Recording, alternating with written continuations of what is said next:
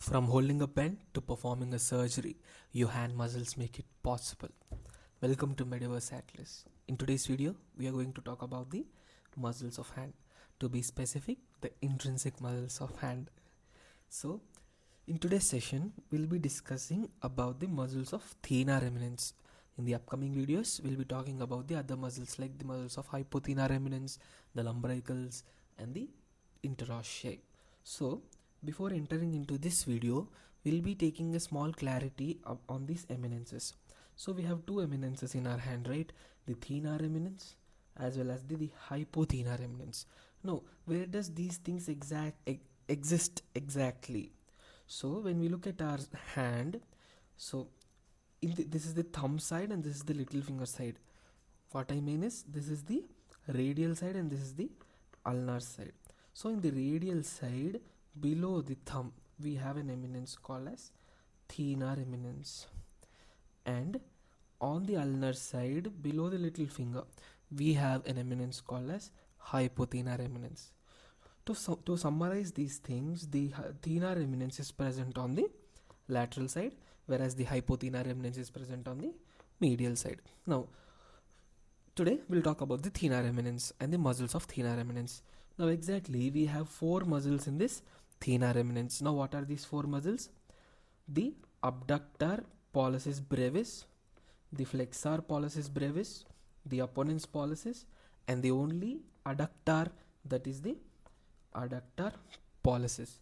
So the interesting point to note here is all these three muscles, the adductor pollicis, the flexor pollicis brevis, and the opponens pollicis, these are supplied by median nerve, except this adductor pollicis. This is supplied by the ulnar nerve. Okay, I hope I am clear. Next, so before entering into the deep discussion, I just want to give a small clarity on the bones which are present in our hand. So we have carpals, metacarpals, and phalanges. So what are the carpal bones? Try to remember the mnemonic. You all know the famous one.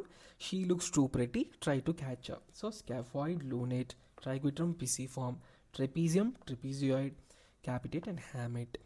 And these are metacarpals and these are phalanges.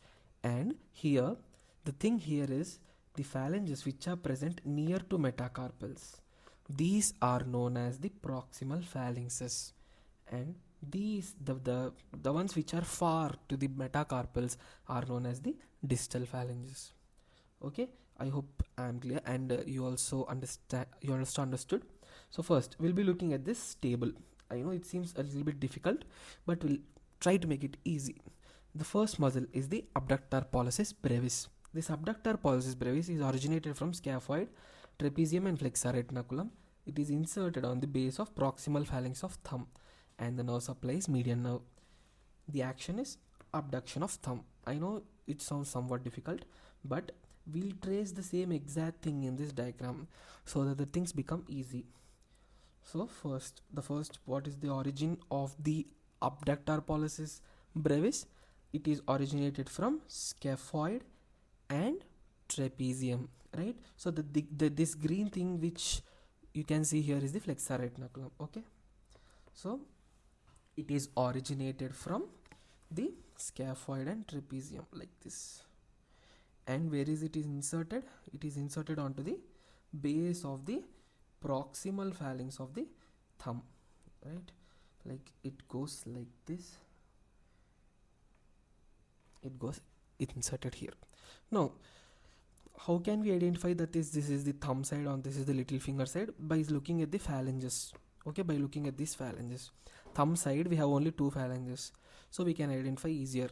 Okay, we in the little finger side we have three phalanges. Thumb has only two phalanges. Okay, next, the second muscle is flexor pollicis brevis. It is originated from trapezium, capitate, and flexor retinaculum, and it has the same insertion as this abductor pollicis and nerve supply, and action as suggests in the name, it's the flexion at metacarpophalangeal joint. So it is originated from here and it is inserted like this. Okay, and the third muscle is the opponens pollicis. Opponens pollicis, it is originated from trapezium as well as the flexor retinaculum, and it is inserted on the lateral surface of shaft of metacarpal. Note this point, the insertion is different. Okay, the origin is almost similar, whereas the insertion is different. It is inserted on the lateral surface of shaft of metacarpal, and as the name suggests, the action is opposition. So this is the metacarpal, right?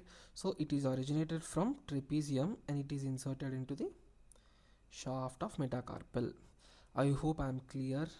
If you have any doubts, please do comment. Okay, so this muscle is the abductor pollicis brevis.